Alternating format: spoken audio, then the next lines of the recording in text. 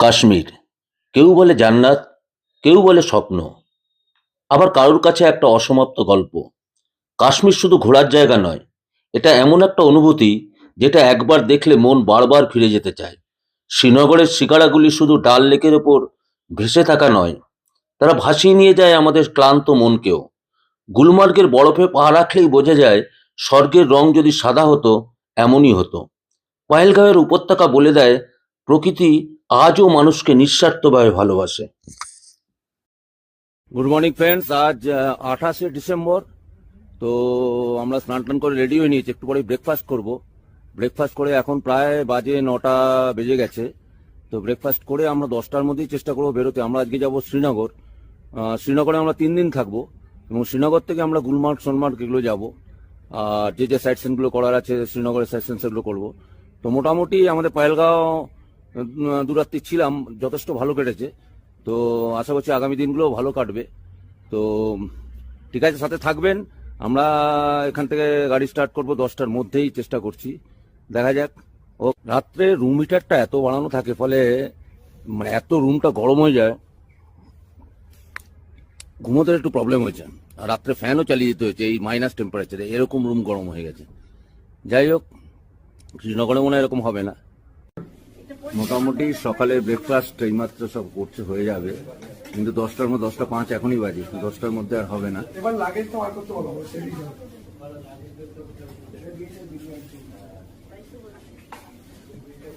যাই হোক, 10:30 মধ্যে বেরিয়ে পড়বো। তো আমরা তো যেরকম হিমগিরিতে পৌঁছলাম, প্রথমে আমরা জম্মুতে পৌঁছেছিলাম, সেখান থেকে আমাদের ট্রানজিট ছিল টু পাটনি টপ। অভিজ্ঞতা খুবই ভালো, মানে আমরা যাদের সাথে এসছি ওনারা আমাদের প্রপার গাড়ি দিয়েছেন উইথ সব লাগেজ অ্যান্ড এভরিথিং। আমাদের ওখানে ড্রাইভার সাহেবও খুব ভালো। আমাদের ড্রাইভার সাহেবের নাম হচ্ছে জাভেদ ভাই। তো পাটনি টপে আমরা 1 নাইট স্টে করেছিলাম। ওটা জাস্ট, ওখানে খুব বিশেষ কিছু দেখার জায়গা নেই, বাট নৈসর্গিক সৌন্দর্য তো অসাধারণ, সেটা বলার মতো নয়। পাইন ফরেস্টের মধ্যে দিয়ে আমরা পৌঁছেছিলাম। তো পাটনি টপের ট্রেইনটার হোটেলে আমরা ছিলাম। সেখানে 1 রাত কাটানোর পর আমরা পরের দিন সকালে আমাদের ট্রানজিট ছিল টু পেহেলগাঁও। তো পেহেলগাঁও আসার পথেও রাস্তাঘাট মানে অসাধারণ।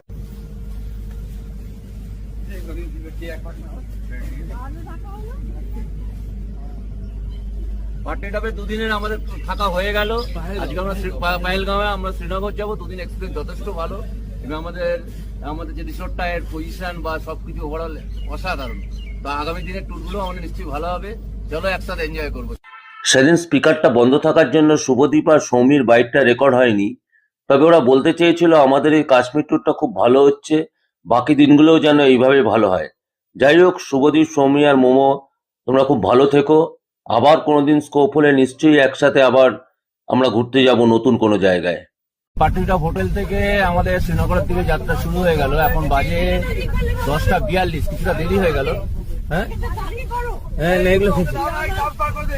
10টা 42। তো আমরা যাওয়ার পথে কিছু কিছু জায়গা দেখে নেবো, দেখে নিয়ে তারপর আমাদের পৌঁছতে মোটামুটি 4.5 ঘন্টা লাগবে। তো চলুন।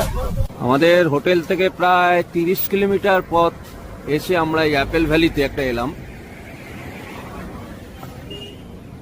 এখানে গাছে আপেল দেখা যাচ্ছে, কিন্তু এগুলো মনে হচ্ছে ফলস।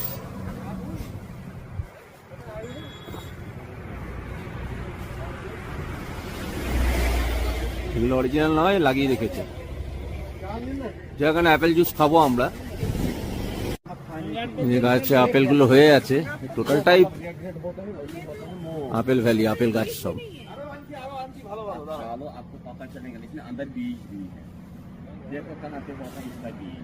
পাড়ো পাড়ো পাড়ো।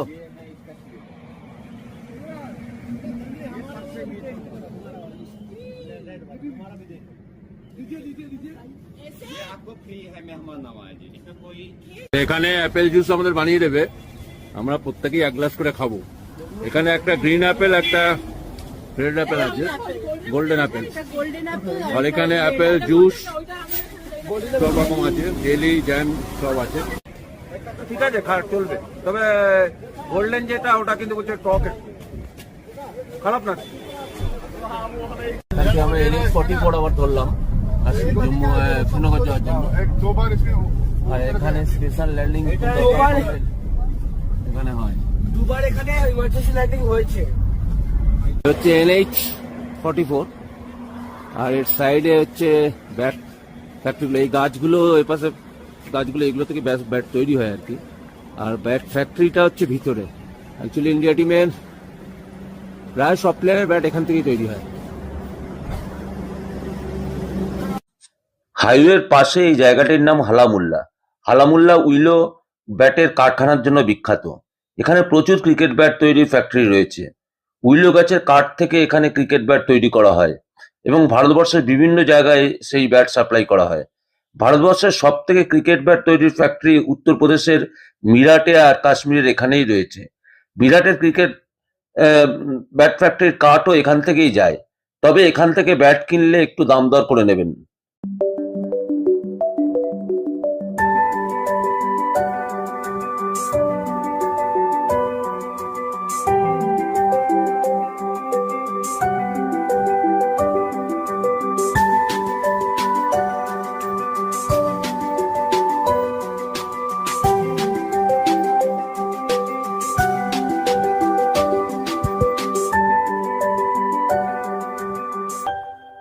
নগর যাওয়ার পথে আমাদের গাড়িটা এখানে দাঁড়ালো।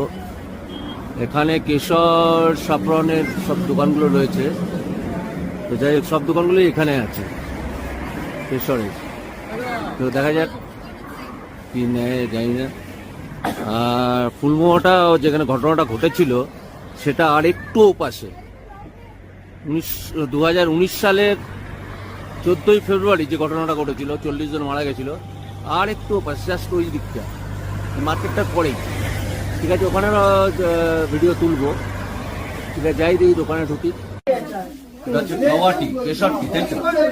কেশর না, কাওয়াটি। কাওয়াটি অপূর্ব খেতে, কিন্তু অপূর্ব, খুব ভালো। এই হচ্ছে কেশর গাছের ফুল। মাঝে যে রেণুগুলো দেখা যাচ্ছে সেগুলোই হলো কেশর। সাধারণত 1 গ্রাম শুকনো কেশর তৈরি করতে এইরকম 150 থেকে 160টি ফুলের প্রয়োজন হয়। সেই জন্যই এত দাম কেশরের। আমাদের সবাই এই দোকান থেকে কেশর নিয়েছিল, আমরাও 3 গ্রাম নিয়েছিলাম। দাম পড়েছিল 900 টাকা। মনে রাখবেন, কেশরের এক্সপায়ার ডেট হয় না। কেশর বাড়িতে রাখলে 3টি জিনিস খেয়াল রাখতে হবে। 1, রোদের মধ্যে রাখবেন না, ভিজে হাতে কেশর ধরবেন না, আর কেশর ফ্রিজের ভিতর রাখবেন না। এই জায়গাটা কিধার हुआ? यहाँ पे लेटपुरा इधर में हुआ था, यहाँ पे हुआ यहाँ पे हुआ था। इस जगह पे हुआ है यहाँ पे इधर हुआ था पुलवामा में।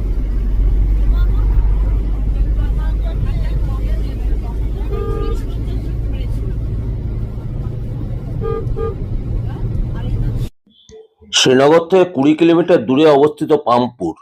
এই পামপুর কেশর চাষের জন্য বিখ্যাত। আগে ভারতে একমাত্র এখানেই কেশরের চাষ হতো। এখন অবশ্য হিমাচল প্রদেশেও কেশরের চাষ হয়। আগস্ট মাসে এখানে কেশর গাছের চারা লাগানো হয় আর অক্টোবর মাসে কেশরের ফুল ফোটে।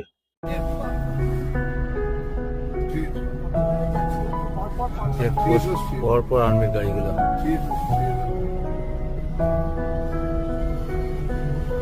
जी आपका जो लास्ट में টাইম ডাল লেক দেখলাম কাশ্মীরে, অপূর্ব অপূর্ব।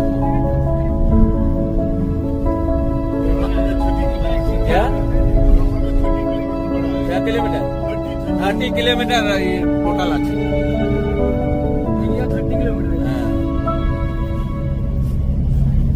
শ্রীনগর আমরা পৌঁছে গেছি, কিন্তু যেহেতু হাতে টাইম আছে কিছুটা সাইট সিন করে নেবো ভাবছি, কারণ এখন হোটেলে গিয়ে লাভ নেই। তো চাঁদপেশাই গার্ডেন, যেটা বোটানিক্যাল গার্ডেন শ্রীনগরে, ওটা দেখবো। তার আগে এখানে আমরা দুপুরে লাঞ্চ বলা যাবে না, ওই ম্যাগি ফ্যাগি কিছু খেয়ে নেবো, তারপর আমরা বোটানিক্যাল গার্ডেনে যাব।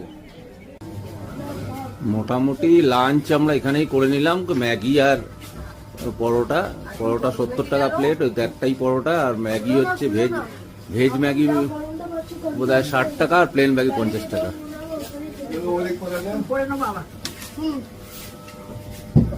জওহরলাল নেহরু বোটানিক্যাল গার্ডেনের বাইরে এই দোকানগুলো আছে। প্রচুর গাড়ি স্ট্যান্ডে গাড়ি রাখা আছে। এখানে ফাস্টফুড, ম্যাগি, পরোটা এসব সবই পাবেন। অ্যাকচুয়ালি এই গার্ডেনটা দেখার জন্য 4-5 ঘন্টা মোটামুটি লাগে টাইম। তো যাই ভিতরে যাই দেখি। জওহরলাল নেহরু বোটানিক্যাল গার্ডেন ঢোকার জন্য এই টিকিট কাউন্টার, এখানে মোটামুটি চিলড্রেন 15 টাকা, অ্যাডাল্ট 30 টাকা, 12 বছরের নিচে যারা হচ্ছে 15 টাকা, আর হচ্ছে ফরেনারদের জন্য 100 টাকা। ঠিক আছে, আমরা টিকিট কেটে নিলাম, এবার যাচ্ছি। ঢুকে খানিকটা এরকম।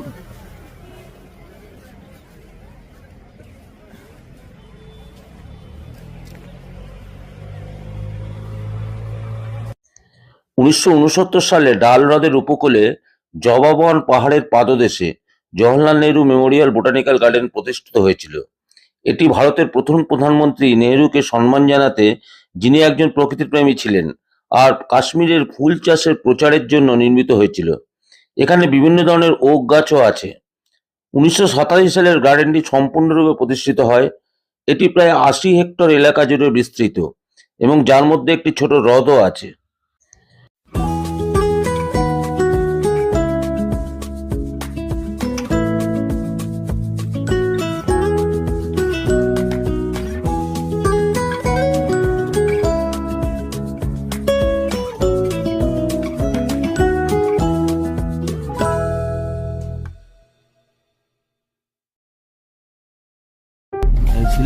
ঝিলাম নদীর ওপরে জিরো ব্রিজ, ওটা পুরোনোটা, আর এটা হচ্ছে নতুনটা। আমরা নতুনটা দিয়ে যাচ্ছি।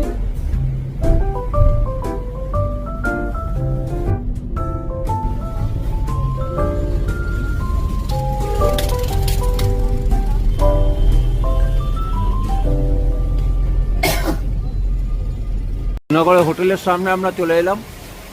এই হচ্ছে আমাদের হোটেল, হোটেল এনকো। এখন 4:45 বাজে। হোটেলটা বাইরে থেকে তো ভালোই লাগছে।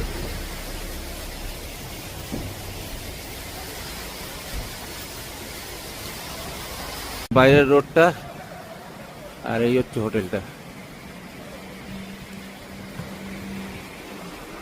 First class. এই হচ্ছে হোটেলের এন্ট্রান্সটা, ওদিকে রিসেপশন, বসে জায়গাগুলো। এটা ক্রিসমাসের প্রোগ্রাম হয়েছিল মনে হয়, সাজিয়েছে। হ্যাঁ,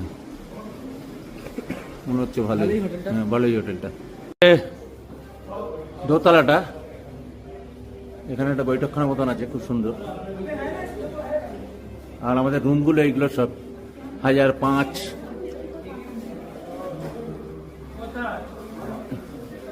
আমাদের রুমটা কোনটা রে? রিসেপশন হচ্ছে, প্রত্যেককে ওয়েলকাম।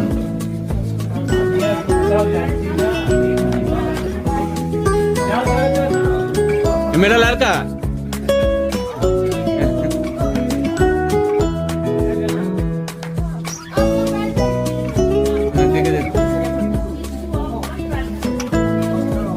এটা একটু করে দে, আমারটা করে দে।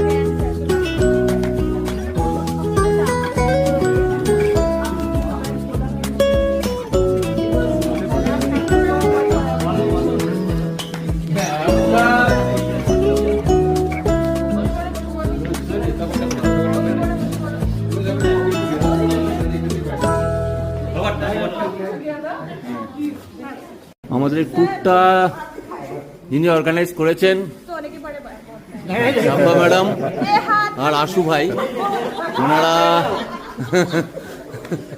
आशीर्वाद आशीर्वाद ही चाहिए।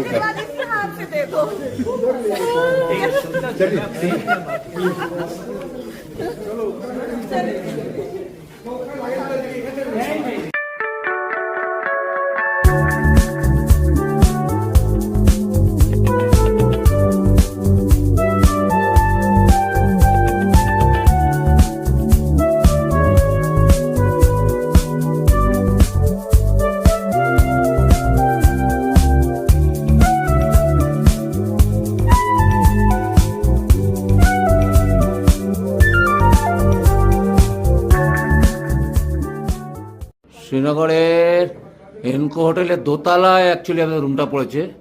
এই 109 রুমটা আমাদের। দেখি, এই যে হচ্ছে আমাদের রুমটা, আয়না রয়েছে, এই হচ্ছে বেড,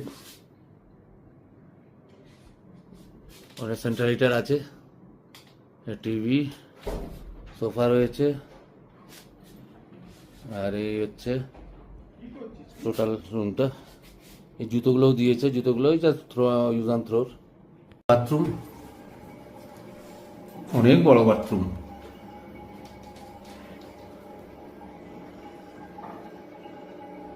ওয়েস্টার্ন, গিজার তো মাস্ট, বেসিন, অপূর্ব, হোটেলটা খুবই সুন্দর। এখানে মোটামুটি 2 বোতল জল দিয়েছে, গ্লাস আছে, এখানে কফি, চা, চিনি সবই আছে, অসুবিধা কিছু নেই। আর ওদিকে প্লাগও রয়েছে, ওদিকেও প্লাগ রয়েছে, এই যে হচ্ছে সেন্ট্রাল হিটার। বাহ, কালকে আমরা 8:30টার মধ্যে বেরিয়ে যাব, প্ল্যান তাই আছে। কালকে আমাদের গন্ডোলা রাইডের টিকিট আছে গুলমার্গে, তো কালকে আমরা গুলমার্গে যাচ্ছি। তো 8:30টার মধ্যে আমাদের ব্রেকফাস্ট করে স্নান করে রেডি হয়ে থাকতে হবে। এই ব্লগটা আর বাড়াচ্ছি না, পরবর্তী ব্লগে থাকবে গুলমার্গের জীবনের প্রথম স্নোফল দেখার অনুভূতি, তার সাথে গন্ডোলা রাইড। আমাদের চ্যানেল সুরে বেসুরে ঘুরে ঘুরে সাথে থাকবেন। এই ব্লগটা ভালো লাগলে লাইক, কমেন্ট, সাবস্ক্রাইব এবং শেয়ার করবেন। ভালো থাকবেন, ধন্যবাদ।